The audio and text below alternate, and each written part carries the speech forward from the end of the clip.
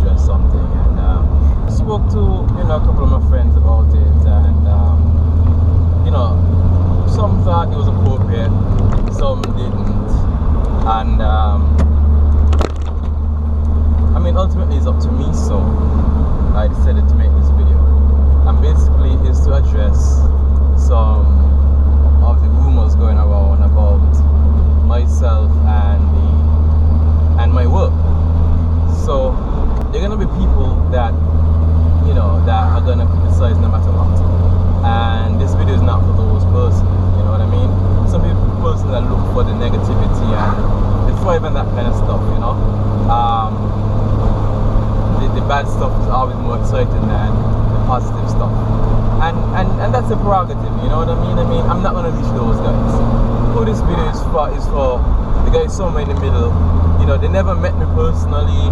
They don't know a whole lot about cars, and so they're depending on the comments of others to have an idea of what's really going on. And so to those guys, I can't be too upset with them. They just don't know any better, and in the absence of any other explanation, I can't really be too upset. You know what I mean? So it's my duty now to put an explanation out there to the contrary and let people see what makes sense and what doesn't, right? So to those guys that maybe you're new to the sport, maybe you have an interest in it and you don't really know all the finer details, I'm here to help you out. So the next time you hear someone saying something, you can think for yourself, right? You have the information that you need. And of course, I don't have a monopoly on information and knowledge, so a lot of the stuff I'm going to say, you can check it for yourself. You can do your own research, right? So, seeing as I'm in the Skyline currently, I'm going to address a couple of things that have been said about this car. The last base meet in December, we attended, but the tires that we had on the car, they were pretty worn to begin with, and so we borrowed a set of Nitos, the NT555. So we got the Nitos in hopes that they're high performance tire and we will get better traction than the street tires we had at the time. And so we borrowed the Nitos, and they're very old. So initially we thought they felt better than the street tires. However, as they went on at the track, we realized that they started to lose more traction. And the compound is actually really hard. It was not softening up with heat. So the car practically spun the entire track, first, second, third gear, no traction. And it should have been apparent to anyone that was even at the track. You could hear me feathering the car through all the gears.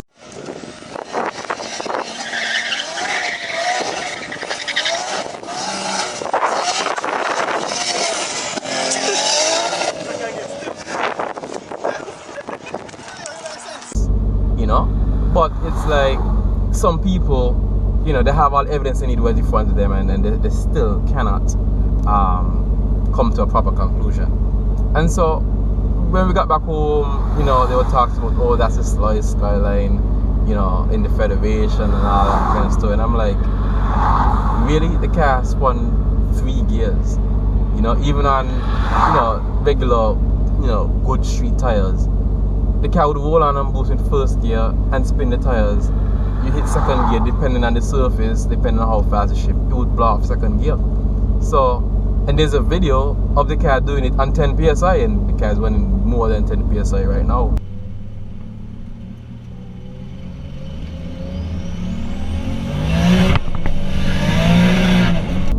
So, it had me a bit, I don't know if puzzled is the word, but a bit frustrated, because you hear people are saying this type of stuff and the evidence is right there.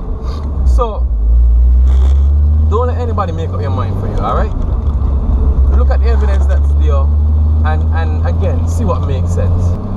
On the weekend we went to get some fresh tires, and at the tire shop we decided to do a burnout and pretty much put on a show for the guys who work in there, right? They requested it, and it was just, you know, a fun time, a little excitement, you know, for the day. And we did a few burnouts. I think I did 2 standing burnouts, and then I did a 360 in the lot.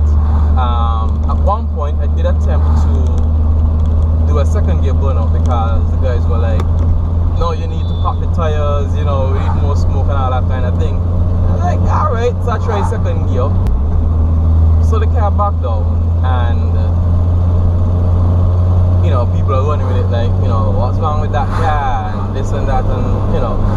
And the simple answer to that is the car has launch control 2-step, whatever you want to call it. But basically, you could either use the feature to control your launch RPM, or you can also use the build boost.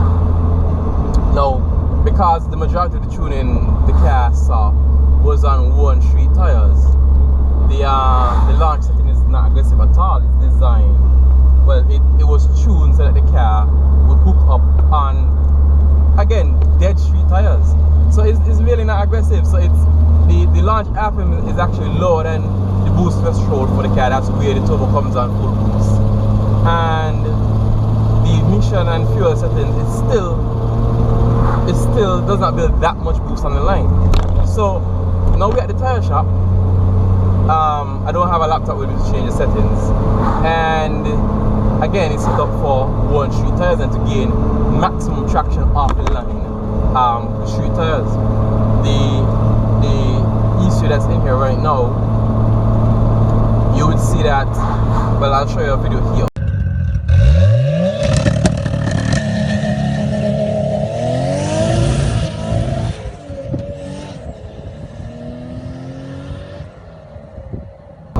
What's happening in that video is that the ECU is going to cut ignition time for a certain amount of time after your launch. Well, it goes by a minimum vehicle speed.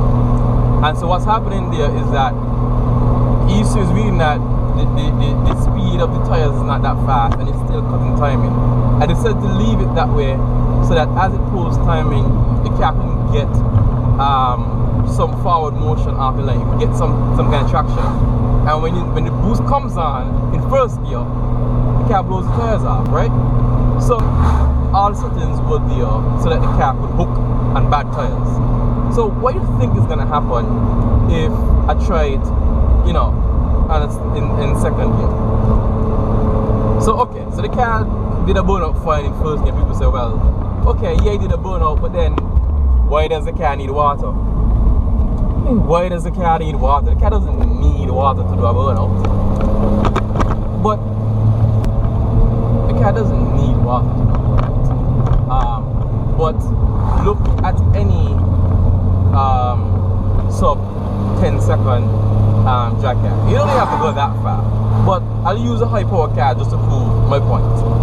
With a high powered car, if they don't get the launch RPM right, let's suppose they launch too high for the track surface. With warm slicks on track bite, it's still possible for those cars to blow off the tires, right? Get too much wheel spin. Now, if it's possible for them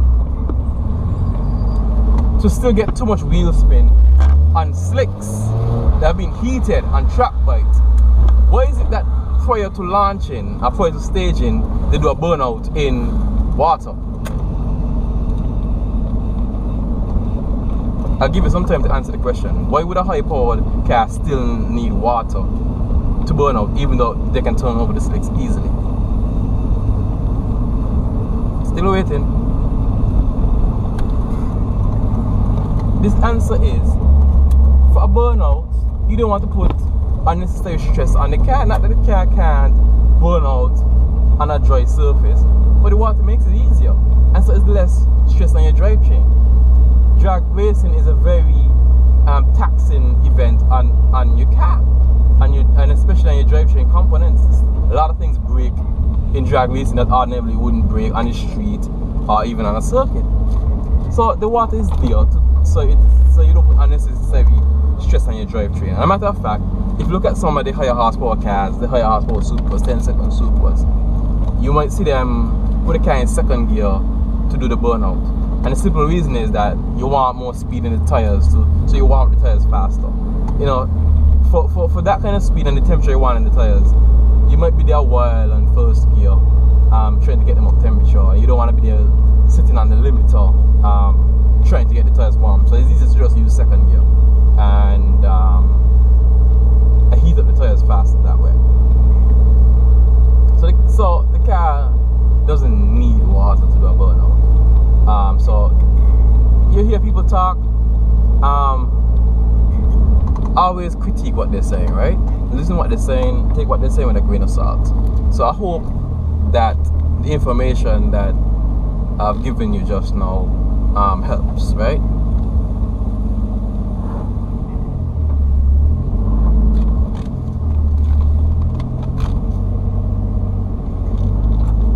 Because I'm looking out for you guys, man. I'm looking out for you, you know what I mean? Because, mark my word, this car, when we get to Nevis in March, well, I'm hoping that there's going to be an event for March. This car is going to compete in the 10-second class. Not barely win a 10-second, compete in the 10-second class. Hey guys, the battery on the GoPro went dead before I could finish what I was saying. Basically, what I was saying is that when we go to Nevis, you know, we more often than not, we impress, right? And yeah, there are gonna be people that, you know, are hoping, wishing for the worst. But like I said, to those of you who are neither here nor there and you're just listening and wondering around, I was saying that I'm looking out for you guys. You know what I mean? I mean, best case scenario, you make a prediction and and approve you otherwise, right? But worst case scenario, you're gonna lose some money, and I'm trying to prevent you from losing your money. I'm smiling right now, but I'm kind of serious. Like, don't bet against that car or any car I take to Nevis. You know, if I set out to do something, I'm very serious about it, and you know, and like I said, I'm making this video now because it's easy to be cocky after the fact and say, well, yeah, I knew the car was going to do whatever, and I've proven this in the past. I mean, granted, it's internally, so I predicted that the GTR would run 10 seconds in Nevis, and it did. It ran a 10.8 with me in the car, and so that was one prediction. The second prediction, even some guys on my team didn't believe it. I said that the Central was going to run 11 seconds. It was going to do an 11-second pass. Granted, I'll be honest with you, I didn't expect it to win the 11-second class. But, you know, I did predict a high 11-second, and the first pass out, you know, it on the slicks, it did do an 11-second pass. So, I'm telling you right now, that black car is faster than you think, and the owner is not gonna appreciate me saying that. But at the same time, most people are not gonna believe me anyway. Alright? The people that want to believe that I don't know what I'm doing, they're gonna stick with it. They're gonna stick with the story until proven otherwise. So, but for you guys that are impressionable, you don't know what's going on, or you know, you just listening to the talk, trust me on this one. Do not bet against this guy. So, thanks for watching, and I'll see you with the next video.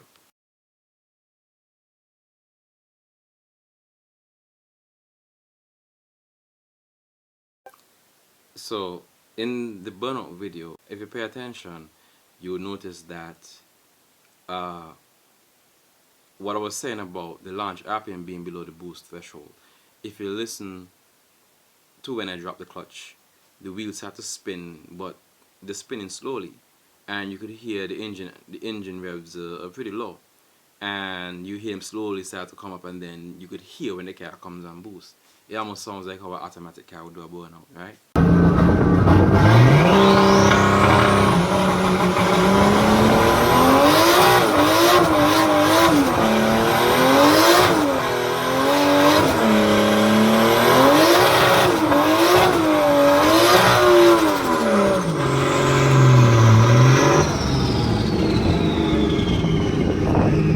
That RPM was just too low to do it in second gear, which is why the car backed.